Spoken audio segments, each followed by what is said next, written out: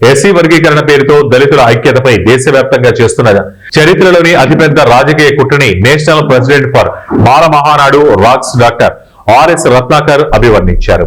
ఏలూరు నగరంలోని ఫంక్షన్ హాల్లో ఈ రోజు ఎస్సీ వర్గీకరణపై తెలుగు రాష్ట్రాల ముఖ్యమంత్రులు అవలంబిస్తున్న వైఖరిపై, అదేవిధంగా దేశవ్యాప్తంగా బీజేపీ, ప్రధానమంత్రి నరేంద్ర మోడీ దళితులపై చేస్తున్న కుట్రను విమర్శించారు. మొదటిసారిగా కాంగ్రెస్ పార్టీ పంజాబ్, హర్యానాలో ఎస్సీ వర్గీకరణ చేపట్టిందని అన్నారు. ప్రధానమంత్రి నరేంద్ర మోడీ ఎస్సీ వర్గీకరణలో దేశం మొత్తం ఏర్పాటు చేశారని విమర్శించారు. ఎస్సీ వర్గీకరణ వల్ల 100లో నలుగురికి బెనిఫిట్ జరుగుతుందని, నలుగురికి ఇచ్చే ఫలాలను దేశవ్యాప్తంగా ఎస్సీ లిస్టులో ఉన్న 1108 కులాలకు ఎలా పంచుతారని ప్రశ్నించారు. అదేవిధంగా ఈ 4 సీట్లను చంద్రబాబు, రేవంత్ రెడ్డి ఏ విధంగా పంచుతారని విమర్శించారు.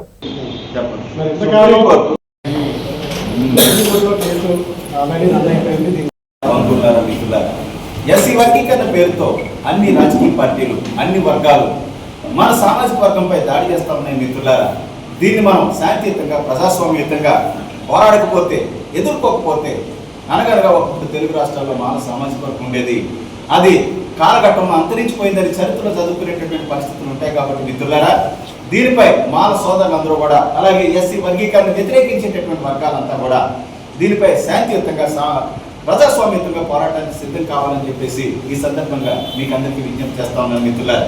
అలాగే మన చంద్రబాబు నాయుడు, రేవంత్ రెడ్డి ఎలక్షన్లో ఎన్నో హామీలు ఇచ్చారు మిత్రులారా. దేశంలో, మన రాష్ట్రంలో వేరే సమస్య ఏది లేదన్నట్టు, కొంపలందుకుపోతున్నట్టుగా ఏ విధమైనటువంటి empirical data, supreme court itself told that empirical data తీసుకుని, ఒక సైంటిఫిక్ డేటా తీసుకుని ఎస్సీ వర్గీకరణ చేయమంటే వాటన్నిటిని పక్కన పెట్టి ఏదో కాకి లెక్కలు బయటకు తీసుకొచ్చి, గాలి లెక్కలు తీసుకొచ్చి దాని మీద ఎస్సీ వర్గీకరణ చేశారు మిత్రులారా. రిజర్వేషన్ పేరుతో మాకు పడేసేది ఎంగిల్ మిత్రులు మాత్రమే. 15% ఆఫ్ 100 వేకెన్సీస్, 100 ఖాళీలు ఉంటే 15 ఇస్తా ఉన్నారు. ఇన్ రియల్ టర్మ్స్ ఈ యొక్క రిజర్వేషన్ ఉపయోగించుకుంటే 100లో నలుగురికే బెనిఫిట్ జరుగుతూ ఉంది మిత్రులారా. అందుకే ఈనాటికి కూడా ఎస్సీలు 96% of SC population still at the bottom level, కిందే ఉండిపోయారు మిత్రులారా.